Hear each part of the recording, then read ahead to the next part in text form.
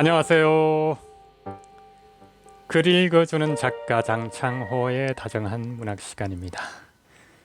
자, 큰 피해를 주었던 태풍도 지나가고 100년 만에 가장 밝고 크다는 슈퍼문이 구름 사이로 떠다니던 추석 연휴도 지나갔습니다.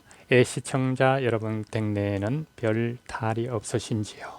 자, 오늘은 이 추석을 시간적인 배경으로 하는 짧은 소설 한 편을 읽어드리고 여러분과 함께 감상소감을 나눌까 합니다. 임원영의 방문자라는 소설입니다. 들어보시겠습니다.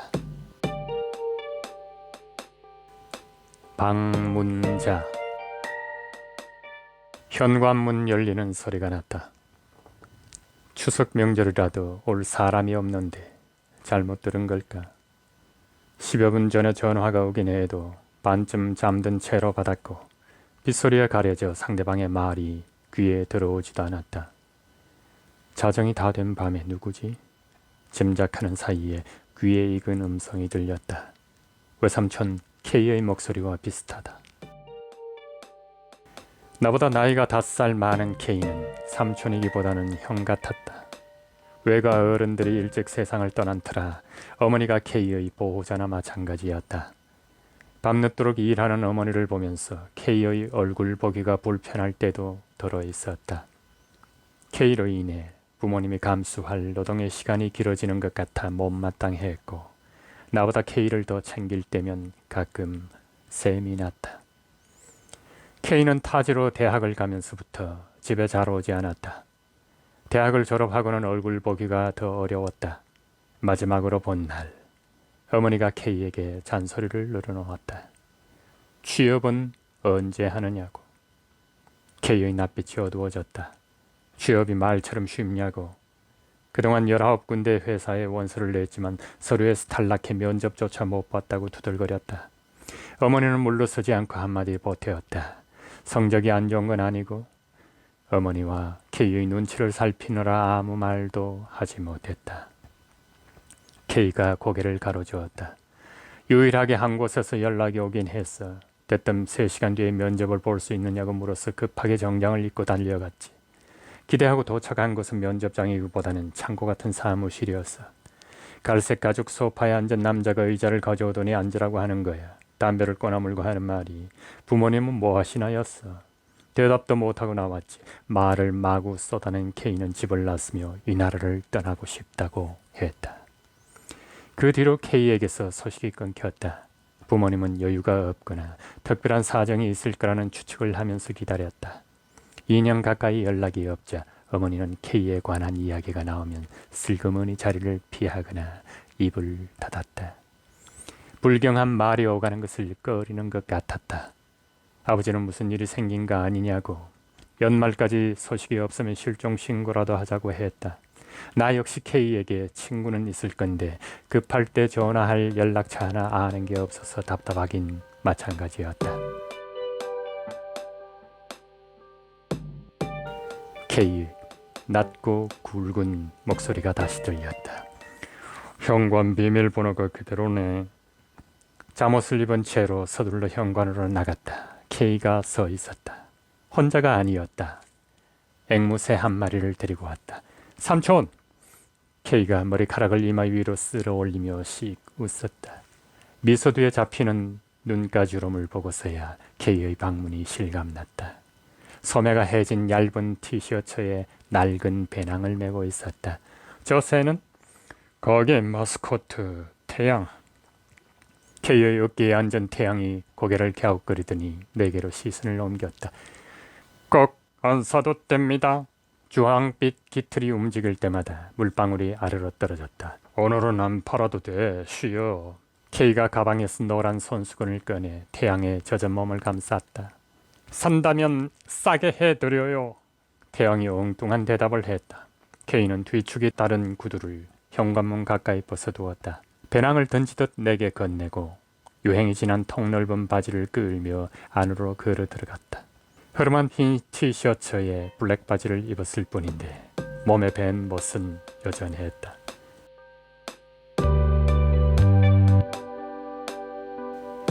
거실로 간 K는 긴 허리를 소파 등받이에 비스듬히 붙였다. 안방을 바라보며 부모님의 안부를 물었다. 여기 안 계셔. 아버지가 당분간 타지로 일자리를 옮겨서 어머니와 함께 집을 비운 상태였다. 제대하고 복학은 했냐? 아직 내년에 하려고. 케이는 도쿄에서 선배가 운영하는 가게에서 일한다고 했다. 모자를 판다는 말에 고개가 끄덕여졌다. 재밌겠다. 삼촌, 모자 좋아하잖아. 케이는 학창시절 늘 모자를 쓰고 다녔다.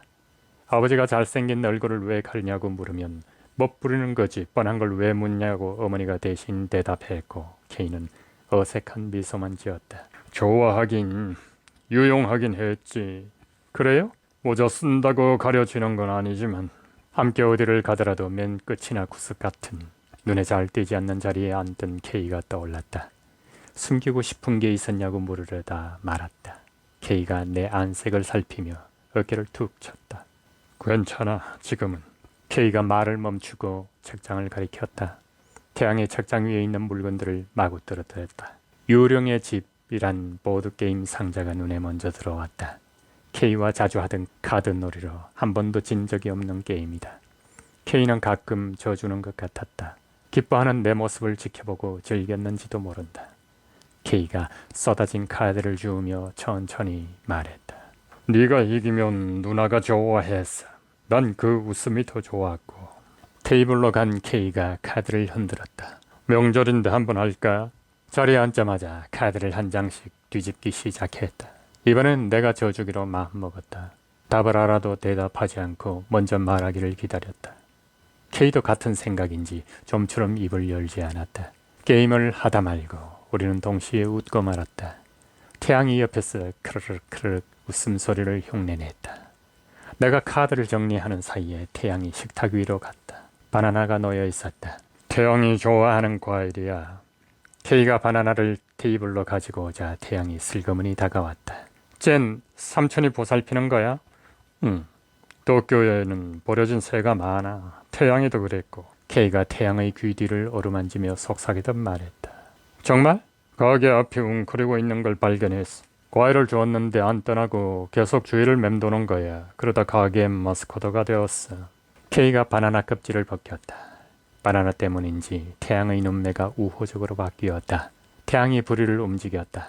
마음에 드는 걸로 천천히 걸으세요. 높낮이가 없는 케이의 어투를 닮았다. 오늘은 가게 문 안 연다니까. 케이가 바나나를 한 입 먹고 테이블 위에 올려두었다. 태양이 바나나 앞으로 바짝 다가섰다. 안 사도 됩니다. 다음에 또 오세요. 태양의 말에 케이가 유쾌하게 웃는다. 나도 따라 웃으며 일상적인 대화를 이어나갔다. 삼촌이랑 연락이 안 돼 모두 걱정했어. 정말? 혼자라고 생각했는데. 케이가 말끝을 흐렸다.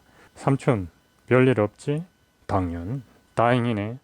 바빴을 뿐이야. 날 생각해주는 사람이 있다는 걸 잊고 살았네. 삼촌만 괜찮으면 돼. 그럼 우리도 괜찮아. 사람들의 입에 자주 오르내리는 말이어도 그보다 더 적합한 말이 떠오르지 않았다. 케이는 좀 쉬다 가겠다며 소파에 비스듬히 누웠다.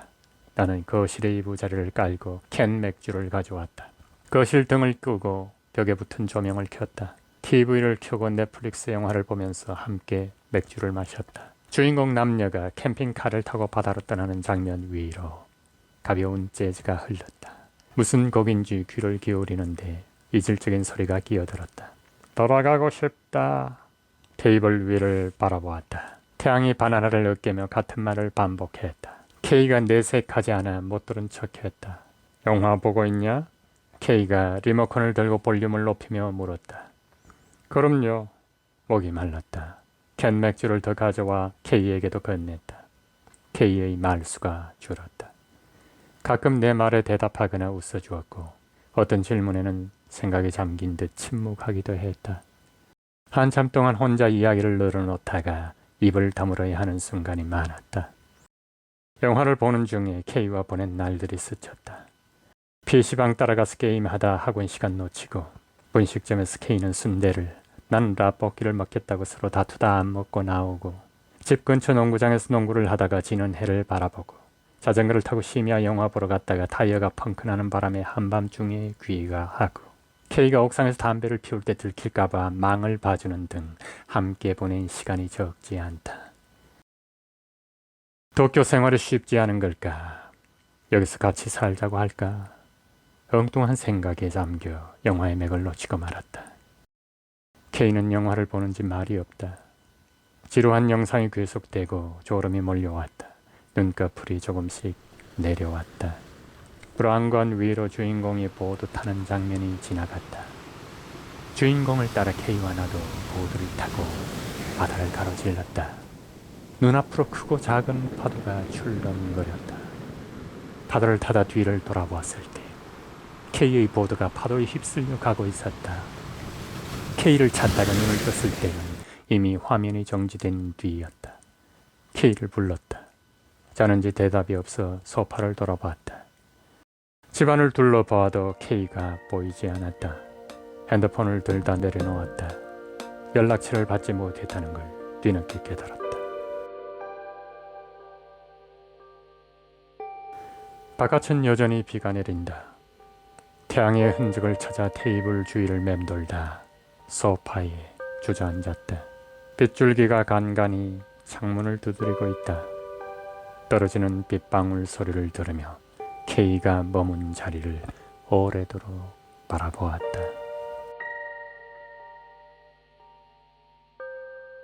잘 들으셨습니까? 다 아시겠지만 지금 청년들은 일자리 때문에 굉장히 어려워하고 있습니다. 여기에 나오는 두 주역 인물도 마찬가지입니다. 관찰자인 나보다 5살이 많은 외삼촌이고 외갓집의 사정에 의해서 아버지 어머니 나가 살고 있는 우리 집으로 와서 어린 시절을 함께 지내게 됩니다. 둘은 추억을 공유하는 친밀한 사이입니다. 마치 형과 동생처럼요. 그러던 어느 날 외삼촌이 학교를 졸업하고 이제 취직을 할 때가 돼서 어머니가 한 소리를 했고 외삼촌은 집을 나가버립니다. 그래서 부모는 걱정을 하고 2년이 지난 후에 집으로 옵니다. 앵무새 한 마리를 갖고요.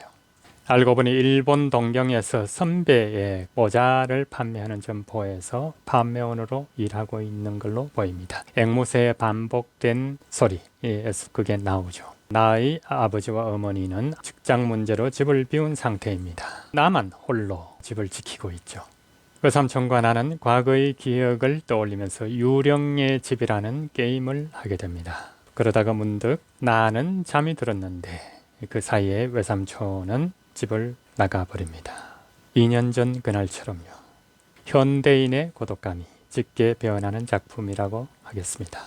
집에 있을 땐 가족들이 서로에게 상처를 주고 떠나서는 그리워하고 다시 화해나 소통을 하기 위해서 되돌아왔으나 그것을 허용할 대상은 자리에 없는 현대인의 서글픈 자화상이라고도 할 수 있겠습니다. 이런 문제의식을 가진 작가들이 글로서 형상화를 해야 되는데 이 존재나 사회든 그런 문제의식을 어떤 방식으로 작가들이 드러내느냐 또 드러내기 위해서 꼭 필요한 게 무엇이냐 문장이죠. 임원영 작가의 문장에 주목해서 이야기를 계속하겠습니다. 문장은 한 가지의 의미를 전달하기 위해서 여러 낱말들을 조합해서 구성한 글 표현의 최소한의 수단이라고 할 수 있습니다. 그런데 이 문장을 잘 쓴다는 말은 무엇일까요? 의미 전달을 잘하면 되는 걸까요? 아니면 의미 전달을 우선 하고 그 이면에 숨은 문장으로 쓰이지 않는 어떤 다른 뜻을 전달하는 게 더 좋을까요?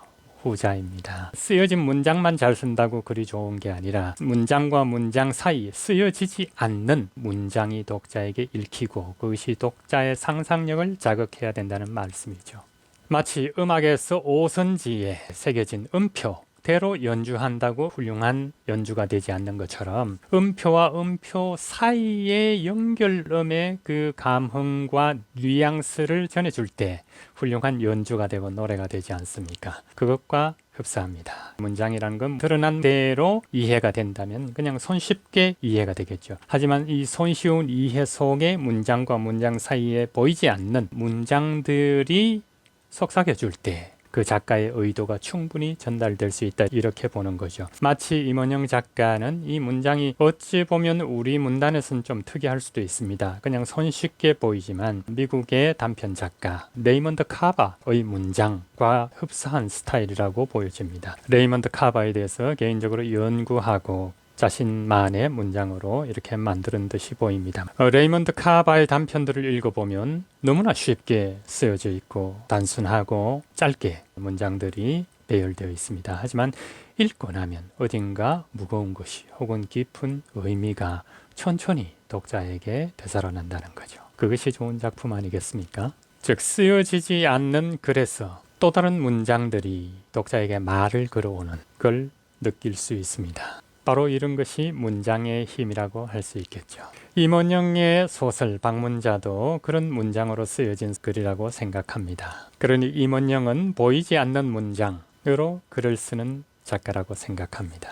수월해 보이지만 만만치 않은, 일상적이지만 특별하게 느껴지는, 사실적이나 이미지가 응축된 그런 느낌이랄까요. 오늘날 존재와 사회의 문제를 슬쩍슬쩍 건드리는 듯해도 깊숙이 고민을 다루는 소설이라고 하겠습니다. 다음 작품들은 또 어떻게 나올지 기다려집니다. 이 다음 시간에 또 다른 좋은 작품으로 여러분을 만나 뵙겠습니다.